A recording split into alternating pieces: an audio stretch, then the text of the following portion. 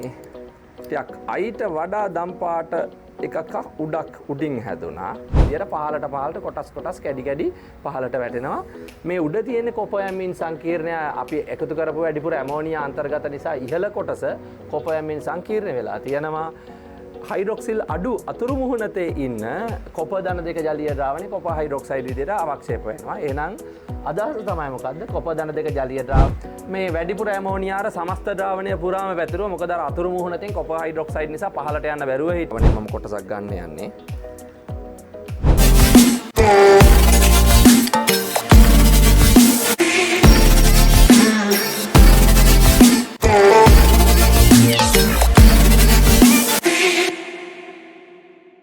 කොපවල රසායනය ගැන අද දවසේ සාකච්ඡා කරන්න යන්නේ. කොපවලට අදාළ ධන දෙක අවස්ථාවේ ගොඩක් ද්‍රාවණවල වර්ණ තමයි අපිට සාකච්ඡා කරන්න තියෙන්නේ. කොප කියන මූලද්‍රව්‍ය ගත්තට පස්සේ ඩී ගණුවේ පරමාණු ක්‍රමාංක 29 වෙනි කෙනා 3 ඩී ගණුවට අයත්. ඒතර කොපවලට අයත් රසායනයේ වැදගත් වෙන තියරි කාරණා ටිකක් තමයි මම මේ ටියුට් එකේ තියෙන තියරි කාරණා ටිකක් තමයි ඔයාලට මේ බෑග්ග්‍රවුන්ඩ් එකේ පේන්න තියෙන්නේ. ඒකත් එක්ක මේ මම අද දවසේ A to Z තියරි කොටස සාකච්ඡා කරන්න යන්නේ නැහැ. මම සාකච්ඡා කරන්න යන්නේ මේ ප්‍රැක්ටිකලි අපිට පෙන්වන්න පුළුවන් කාරණා කීපයක් කොප හා සම්බන්ධව. එතකොට මේකට අදාළව මේ තමයි කොප ධන දෙක ජලීය ද්‍රාවණයක් මේ තියෙන්නේ.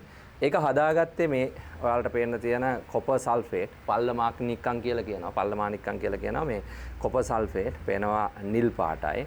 කොපර් සල්ෆේට් වතුරේ දිය කරගෙන තමයි මේ කොපර් ජලීය ද්‍රාවණ ටික මම හදාගෙන තියෙන්නේ. එතකොට මේ කොපර්ගෙන් අපිට සාකච්ඡා කරන්න තියෙන කොටස් ටික මම වේලාසනින් ඔයාලට ලියාගත්තා. ප්‍රැක්ටිකල් එක කරන්නට කලින් මේ තමයි කොපර් ජලීය ද්‍රාවණේ ලා නිල් පාටයි ජලීය ද්‍රාවණයක් තියෙන්නේ. මම මුලින්ම මේ කොපර් ජලීය ද්‍රාවණයට බස්මය ටිකක් එකතු කරන්න, NaOH බස්මය ටිකක් එකතු කරන්න. මම ඒ සඳහා මේ කීපයක් පරීක්ෂණ වල කීපයකට කොපර් ධන දෙක ජලීය ද්‍රාවණ ගත්තා. ඒ ජලීය ද්‍රාවණ වලට මම NaOH බස්මය එකතු කරන්න මොකද වෙන්නේ කියලා බලන්න. මේ තියෙන්නේ කොපර් ධන දෙක ජලීය ද්‍රාවණය, ලා නිල් පාට ජලීය ද්‍රාවණය.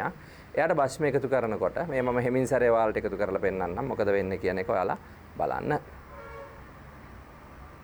පේනවා ඇති අර කොප ධන දෙක ජලීය ද්‍රාවණයේ වර්ණයට වඩා වර්ණ තීව්‍රතාවය වැඩි නිල් පාට හයිඩ්‍රොක්සයිඩ් අවක්ෂේපය ක්‍රමානුකූල විදිහට මේකේ පතුලට යනවා.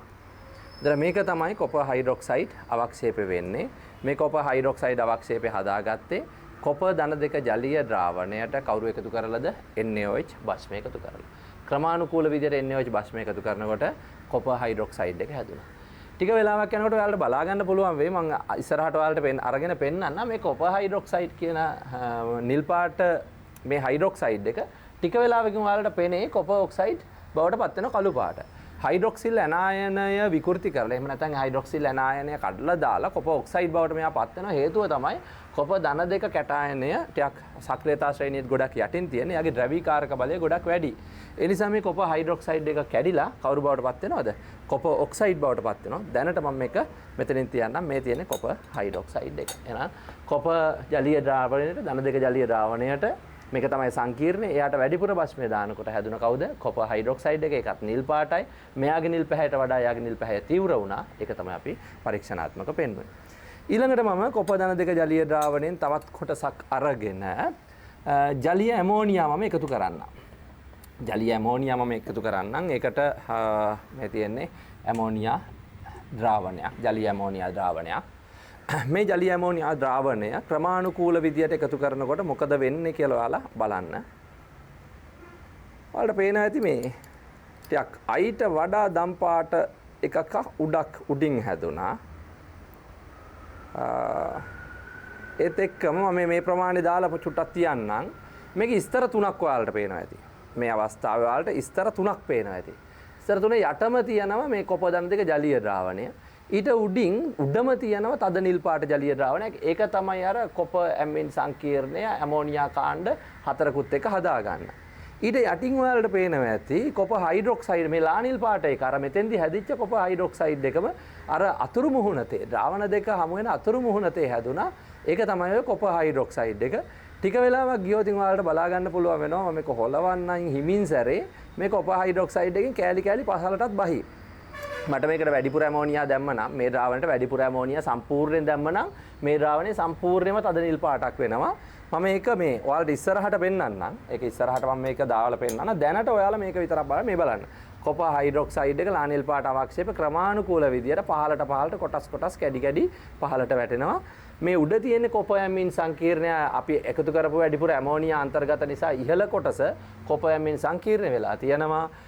හයිඩ්‍රොක්සිල් අඩු අතුරු මුහුණතේ ඉන්න කොපර් ධන දෙක ජලීය ද්‍රාවණේ කොපර් හයිඩ්‍රොක්සයිඩ් විදියට අවක්ෂේප වෙනවා. එහෙනම් අදහස තමයි මොකද්ද? කොපර් ධන දෙක ජලීය ද්‍රාවණයට ඇමෝනියා එහෙම නැත්නම් දුර්වල භස්මය වෙච්ච යාගෙන් ජලීය ඇමෝනියා වල තියෙන OH- ප්‍රමාණිකූල විදියට එකතු කරවතින් ඉස්සර වෙලාම හදනවා කවුද? නිල් පාට හයිඩ්‍රොක්සයිඩ්. හිමින්ම සැර එකතු කරා නම් හදන්නේ මුලින්ම මෙයා වැඩිපුර එකතු වෙච්ච ටික අතුරු මුහුණතේ හැදුනේ කවුද? කොපොයමින් සංකීර්ණ තද නිල් පාට දම් පාටට හුරු ද්‍රාවණයක්.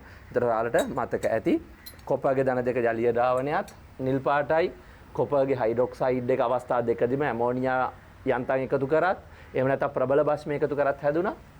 පුදාල ප්‍රබල භස්මේ වැඩිපුර එකතු කරා කියලා කොපර් හයිඩ්‍රොක්සයිඩ් එක කවුරු වෙන්නේ නැද්ද? මේ දිය වෙලා යන්නේ නැහැ. ඒ කොපර් හයිඩ්‍රොක්සයිඩ් එක හැමම තියෙනවා. මේ තියෙන කොපර් හයිඩ්‍රොක්සයිඩ් එක කලින් හැදිච්ච එක දැන් ඔයාලට පේනවා තනින් ටිකක් අර අවපැහැවෙන්න ගිහිල්ලා මේ කොපර් හයිඩ්‍රොක්සයිඩ් එක කලින් හදාගනිපු එක. එතකොට මම ඉස්සරහට ඔයාලට පෙන්නන්නම් එකේ වැඩිපුර අවපැහැවීම කළු පැහැවීම. ඊළඟට මේ H2S මේ කොපර්ගේ ධන දෙක ජලීය ද්‍රාවණයට ලා නිල් පාට ජලීය ද්‍රාවණයට H2S බුබුලණය කෙරුවොතින් මේකෙදි කැටායන කාණ්ඩ විශ්ලේෂණය කොප අවක්ෂේප වෙන්නේ මේ දෙවනි කාණ්ඩයේදී. ඒ කියන්නේ අඩු සල්ෆයිඩ් සාන්ද්‍රණයක් යටතේ. අඩු සල්ෆයිඩ් සාන්ද්‍රණයක් යටතේ වුණත් කොපට අවක්ෂේප වෙන්න පුළුවන්. ඒ අවක්ෂේපය කළු පාටයි කොපර් සල්ෆයිඩ් එක.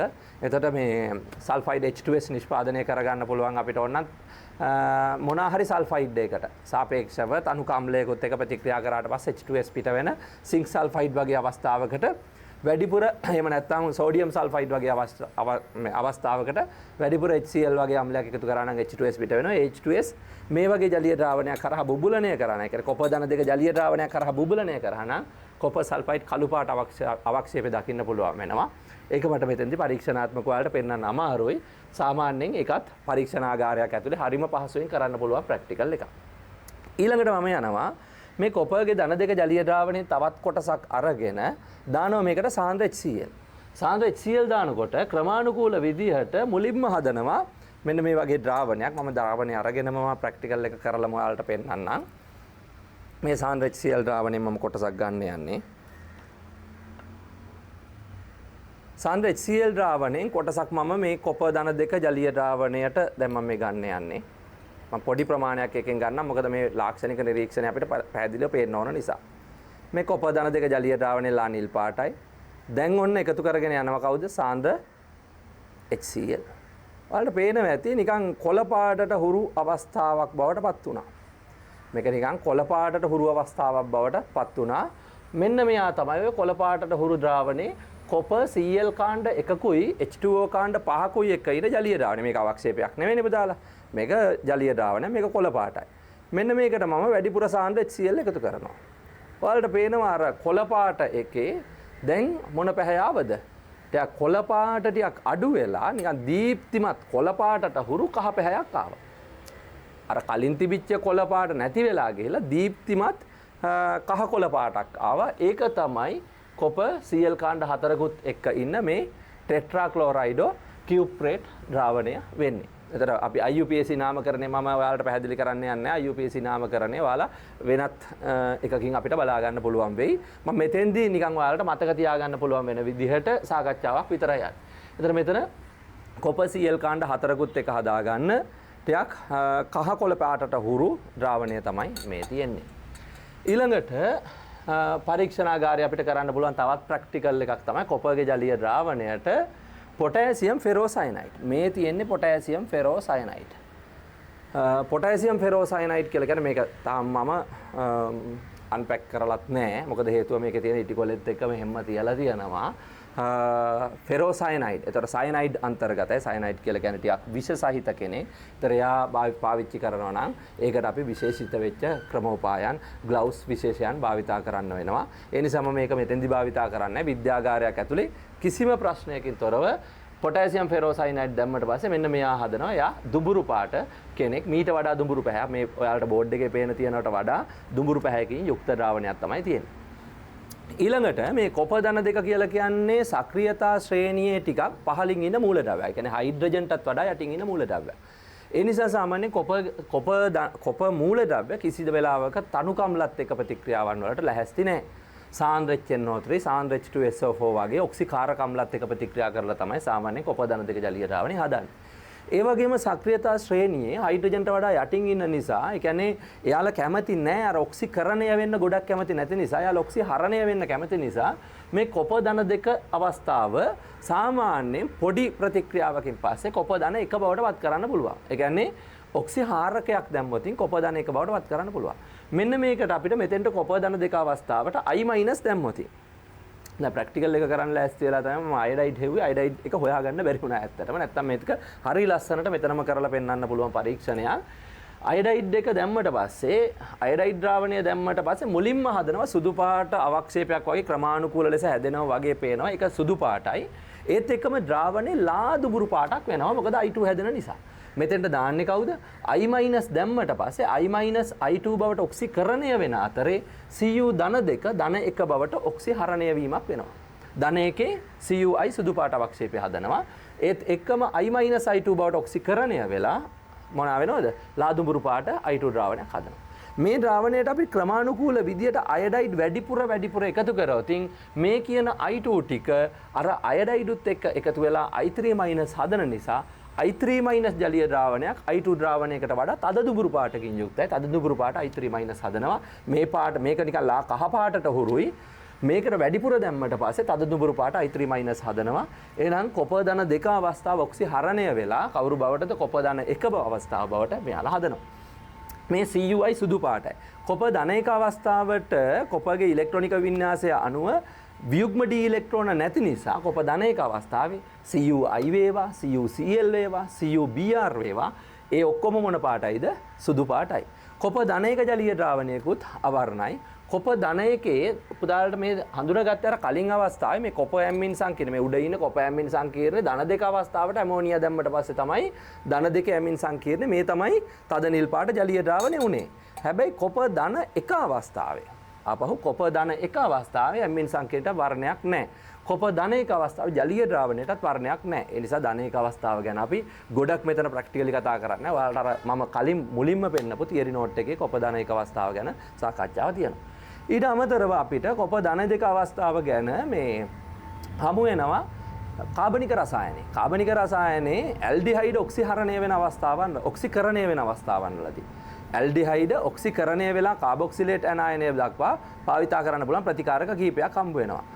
අර සක්‍රියතා ශ්‍රේණියේ හයිඩ්‍රජන්ට වඩා යටින් ඉන්න සිල්ව අවස්ථාව සිල්ව ධන එක. එහෙම නැත්නම් අපි ටොලන්ස් ද්‍රාවණයක් කියලා කියනවා. ටොලන්ස් ද්‍රාවණයක් දැම්මට පස්සේ සිල්ව මූලද්‍රව්‍ය බවට ඔක්සිහරණය වෙන ගමන් සිල්ව ධන එක ඇල්ඩිහයිඩ් ඔක්සිකරණය වෙනවා කාබොක්සිලේට් ඇනායනය දක්වා. ඒ වගේම කොප ධන දෙක අවස්ථාව ධන දෙක ජලීය ද්‍රාවණයක්. අපි ඒකට කියන්නේ ෆේලින් ද්‍රාවණයක් කියලා. ෆේලින් AB වල ඒ ෆේලින් ද්‍රාවණය අන්තර්ගත කොප ධන දෙක ජලීය ද්‍රාවණ නිල් පාට. ඒ ද්‍රාවණය දැම්මට පස්සේ කොප ධන එකේ ඔක්සයිඩ් එක හදනවා. අන්න විශේෂ අවස්ථාව ධන එකේ ඔක්සයිඩයට වර්ණයක් තියෙනවා. ධන දෙකේ ඔක්සයිඩය කළු පාටයි ධන එකේ ඔක්සයිඩ් එක ගැඩොල් රතු පාට අවක්ෂේපයක් වෙනවා. Cu2O එතෙන්දී හැදෙන්නේ. Cu2O කියන ධන එකේ ඔක්සයිඩ් එක හැදෙනවා. ඒ ධන එකේ ඔක්සයිඩ් එක නම් කළු පාට වෙනවා. රතු පාට වෙනවා. ගැඩොල් රතු පාට අවක්ෂේපය. අර මම කියන් ආවේ දැන් ඇල්ඩිහයිඩ් ඔක්සිකරණය කරන්න දානවා කිව්වා. හයිඩ්‍රජන්ට වඩා යටින් ඉන්න දෙන්නේ කවුද? සිල්ව ධන එක ජලීය ද්‍රාවණය ටොලන්ස් කියලා අපි හඳුන්වනවා. ඒ වගේම ෆේලින් ද්‍රාවණය. ෆේලින් ද්‍රාවණයේ ඉන්න කොප ධන දෙක අයනත් මොකක් වෙනවද? කොප ධන එකේ ඔක්සයිඩ් බවට පත් වෙනවා. ඒ වගේ මේ වගේ ඔක්සිහාරක දැම්මට පස්සේ ඔක්සිකරණය වෙන්න පුළුවන් ප්‍රභේද දැම්මට පස්සේ මේ කොප ධන දෙක අවස්ථාව කොප ධන එක අවස්ථාව බවට ඔක්සිහරණය වෙනවා. මීට අමතරව සාමාන්‍යයෙන් කොප ධන දෙක ජලීය ද්‍රාවණයක් කරා SO2 වායුව වගේ කෙනෙක් බුබුලණය කරුවොත් SO2 සල්ෆේට් බවට ඔක්සිකරණය වෙන අතරේ කොප ධන දෙක අවස්ථාව ධන එකේ ජලීය ද්‍රාවණයක් හදනවා වර්ණ. ඔය වගේ විශේෂ අවස්ථා ටිකක් තියෙනවා. ඒතර කොප අවස්ථාව ආශ්‍රිතව අපිට ප්‍රැක්ටිකලි පෙන්වන්න පුළුවන් වර්ණාත්මකව පෙන්වන්න පුළුවන් අවස්ථා කීපයක් තමයි මම මේ පෙන්වලා තියෙන්නේ. දැන් ඔන්න මට පෙන්වන්න පුළුවන් කොප අර හයිඩ්‍රොක්සයිඩ් හදපු අවක්ෂේපේ ටික වෙලාවක් ගියා මෙන්න කළු පාට කවුරු බාටවත් වෙලාද? කොපර් ඔක්සයිඩ් බවට පත් වෙලා තියෙනවා. මොකද මේ හයිඩ්‍රොක්සිල් ඇනයන් එක කඩලා දාලා ඔක්සයිඩ් බවට පත් වෙලා තියෙනවා. මේ කොපර් ධන 2 අයනේ තියෙන ද්‍රවීකාරක බලය ප්‍රබල නිසා තමයි ඒක වෙන්නේ. එතන මේ ඉන්නේ කොපර් ඒක හැදුනේ කොපර් ප්‍රබල බස්මේ දානකොට කොපර් ජලීය ද්‍රාවණයට ඇමෝනියා දානකොට මුලින්ම හයිඩ්‍රොක්සිල් අවක්ෂේපයක් හැදෙනවා. වැඩිපුර දානකොට ඇමෝනියා මේ ඇමීන් සංකේතන දෙක තමයි මේ තද නිල් පාට. ඔයාලට මේක සම්පූර්ණයෙන් දිය කරන්න පුළුවන්. මේ දිය කරලා පෙන්නනවා. මේ වැඩිපුර ඇමෝනියාර සමස්ත ද්‍රාවණය පුරාම පැතිරුවා. මොකද අර අතුරු මුහුණෙන් කොපර් හයිඩ්‍රොක්සයිඩ් නිසා පහළට යන්න බැරුව හිටියේ ඇමෝනියා වලට. දැන් මෙන්න සම්පූර්ණයෙන් අතුරු මුහුණත මේ කරහෙලුවට පස්සේ සම්පූර්ණයෙන්ම ඇමෝනියා පහළට ගිහිල්ලා ඇමීන් සංකීර්ණ බවට පත් වුණා මේ ඒ අවස්ථාව. ඊළඟට අපි මේක කතා කරේ. මේකෙදී අපිට මොකක් වුණාද? මේකෙදී අපිට මේ මුලින්ම සාන්ද්‍ර HCl දාගෙන යනකොට මුලින්ම හැදුන මේ ද්‍රාවණය ඒක ටිකක් අර කොළ පාටට හුරුයි. මේ අවස්ථාව වැඩිපුර HCl දැම්මට පස්සේ හැදිච්ච මොන අවස්ථාවද? සාන්ද්‍ර HCl වැඩිපුර දැම්මට පස්සේ හැදිච්ච CuCl4 අවස්ථාව.